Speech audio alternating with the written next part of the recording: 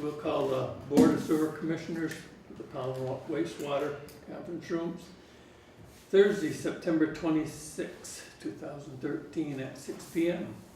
The agenda approval of minutes 7/25/13, mail and chief operators operation report.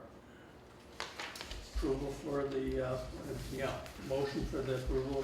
No variance. Second. All in favor? Aye. Aye. Approval of minutes 7/25/13. So moved. Second. All in favor? Aye. Aye. Do we have any mail? No mail. No mail. Chief operators Not good. operation report. Okay. We're shooting for it. An every 5-year permit required acute and chronic toxicity test and a priority pollutant scan screening on our effluent was performed in September this month. It was a week-long sampling event coordinated between myself and our outside lab. I was able to collect all the samples here for them, so that saved us hundreds of dollars to do that. We received a visit from our insurance agent who handles the insurance on our equipment at the facility, and I provided him with a full tour. And he was very pleased with the maintenance program we have in place, and he was also impressed with how the facility remains in like new condition and how the maintenance program of the facility shows. And I'm sure you guys got a copy of this letter, but as a result of the survey, no recommendations are being submitted. We wish your organization continued success. So that was very nice of him to have added that in there. We also received a visit from Joe Duncan from Aldridge and Associates, and he toured the facility as well. He provided an update as to what eligibility we may have for service expansions in the future.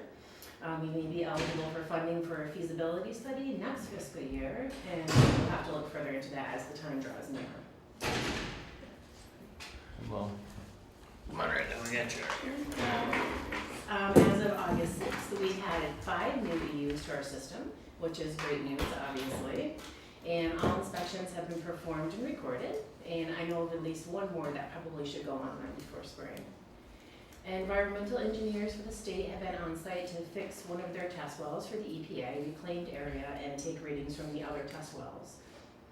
The windowsills in the upper headworks were beginning to deteriorate. Obviously, the upper headworks is where the flow comes in, so it's a rough area, and they've been fixed and repainted to look like new. And all of the grinder stations have received their fall inspections, both the wet wells and the control cabinets, and the bioblocks were added as needed. And we also performed the fall cleaning of the PV3 and the MP4 wet wells, which ensures that the heavy material and grease do not enter our force mains. And let's see, Carol fabricated a new basket, we call it the crab pot. It's a grease basket to fit with our, inside our narrow wet wells using our crane on our truck. And we removed grease from DC1 and PV1. And we were disappointed to find the type of debris we did when we removed approximately 500 pounds of grease from PV1. And such items as, and I know some of these sound like unbelievable, but syringes, feminine products, pens and pencils, chew cans, lighters, a Christmas ornament, a rubber ducky, and a live snake. So again, just putting it out to, keep it to the 3 Ps, pea poop paper. And just an interesting article here if you want to take a few seconds to read it, but also the flushable wipes. Don't flush the flushable wipes. I'm going to say that every time we have a meeting. But yeah, that plugs up your toilet, and from there on down through just makes a huge mess. We're not the only one. Apparently, it's trying to go to on a governmental level to fight the flushable wipes. Of course, the industry doesn't want it to happen, but Didn't we send a notation a while back with this? yeah, it's just, I think, again, information, get it out there. If you know someone, continue to pass the word. That's all we can really do. It's advertised so heavily. It is. Buy me. Yeah, and they say that it breaks down in their laboratory simulations, but it doesn't break down quick enough in our real life systems. All of our systems are different. So No, they're doing it in this controlled lab, and we're in a pumping situation where we have to move it, which is, but I think it's even difference causing too. problems in toilets and things, and people are having their own issues. So, just for your own benefit, don't flush them. But just sending that out again. We worked on repairing the fiberglass cracks. They started up the pump station enclosures PC4, PC2, PC1, and PD3, and all those areas are also painted. Oh, here's just some more pictures of the PD1 before we move on to that. But that is a pretty significant crack. That is a scary crack. Oh, it is. So that's one station, and I just took it as an example. But we cleaned them out, grinded it all down, refiberglassed everything, and then repainted everything. Did,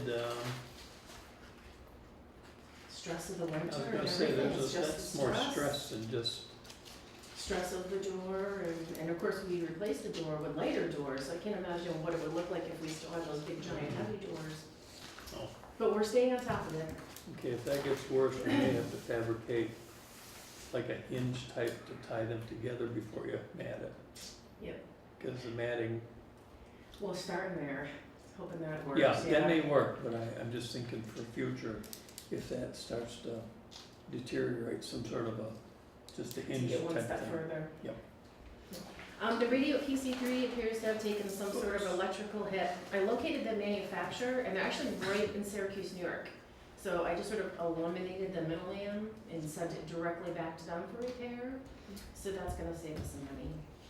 And the interior floors and the pumps are being repainted, PV3, PC4, and PC2. It's hard to see, but that's not painted, and that's painted. If you really look, you can see how yellow the floors have looked from just, you take apart the pumps, you know that, and this, you know, as much as we mop and clean. What are we using for paint? Paint that's made for that area. That was one of the. It's not just paint, it's the heavy, we have to have the doors and the windows open, the heavy stuff, industrial. The discharge and suction check valves on pump number 2, MP1 were clogged again, and needed to be taken apart and cleaned. That's from the discharge, that's the suction. You can't see the cigarette butt, but God bless America, there's a cigarette butt in that thing again. No cigarette butts, please, especially on Dean Road, that's bad. The pump relay for our on-site waste pump number 1 was sticking and the pump was not shutting off, so we shut the pump down at the breaker. Traced the faulty relay back to the control panel. I took a photo of the relay, sent it to my contact at Ari Erickson, was able to match it, and we have some new ones on the way. In the meantime, we know how to run it in a manual mode, and you know how to make that work in the meantime. We had another transducer fault. This one at PV1, it was just coincidence, and we replaced it ourselves with a spare. Of course, we had to get down low enough to interface with that junction box, so we did the safety harness and all of that. We received 2 house backup calls, and both cleanouts were promptly inspected. They were found clean and dry. That's the problem within owners' buildings. The exhaust fan in the upper headworks was not working, and Ron, thank you very much, allowed us to borrow his lift truck and service the fan and clean the building itself, and that was a big help, so thank you, Ron. The entire fence line received a fall trimming for safety and security, which we do. The grinder stations and the fence at PV1 was almost trimmed too. So again, just keeping all that clean and clear and making sure those trees aren't growing through the fence and over the fence. In the house service, serving the Gray property on Route 7, if you remember, we actually closed that to prevent the debris from going down in after the fire, so we've reopened that. He's building a structure there, we've reopened that, it's clean and good to go. Some of the Is he edging. back online on that yet, or? He never got himself offline. What we did was reduce him from 2 use to 1 U because he lost the apartment. Right, But okay. we told him that he's going to rebuild, he needs to keep paying for his U as far as I know, Okay. he has paid on time for that, so. Let's see, some of the edging on the buildings needed repaired, so they were repaired. Some of the bollards at the stations needed repainting for winter safety visibility, so that work has begun. And the new lift that Carl and Jeff have fabricated for MP4 was installed. And we're waiting for the return of our RTU for MP1. Right, I guess they're outdated already. So I know only years, but the company has a workaround, so they are going to be able to repair it for us. Just waiting for that to return, and that would be it for me. Okay, no major, I have Upsets in nothing, anything? no major upsets, and I I have nothing to be approved tonight, just giving you an update of, we've been very busy, very busy. All right, no complaints from anybody on the outside, no complaints from the inside? We have accolades, actually. Yay, That's good. that's a good thing. That keeps our That's the way insurance we wanna go. intact when there's no He was reason for them extremely to be. pleased, Yes. yes, so. Very good. Does anybody from the board have any questions for Darcy? Okay, with none being heard, is there any more business before us this evening? Motion to adjourn. Second. All in favor? Aye. You almost missed it, my dear. These are short and sweet No drama and here. boring. This is a drama-free zone, so. That's It's nice. that's the other one, something in the meet the other night. That's Ronnie.